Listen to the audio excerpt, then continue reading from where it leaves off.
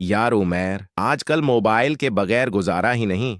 बस फारिग बैठा इंस्टाग्राम स्क्रॉल कर रहा था, पता ही नहीं चला कब 2 घंटे गुजर गए। वक़्त का पता तो तब चलता है जुबैर, जब हम इसे किसी कीमती काम में लगाएं। इन 2 घंटों में तुमने क्या पाया? पाया तो कुछ नहीं, बस दुनिया जहान की वीडियोस थी, कुछ गाने, कुछ मॉडल्स। बस दिल बहल जाता है यार, इसमें गुनाह वाली क्या बात है।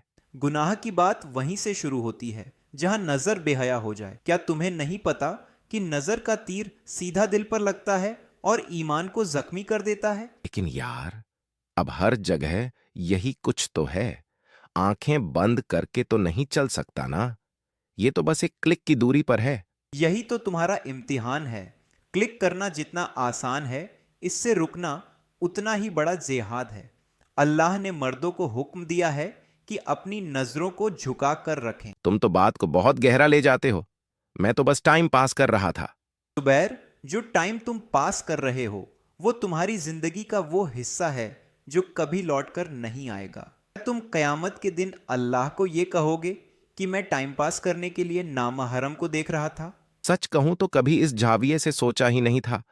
अब जब भी स्क्रॉल करता हूं, जमीर लामत तो करता है।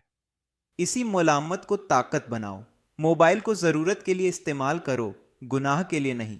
सच्चा मर्द वो है जो अपनी नजरों का पहरा खुद दे।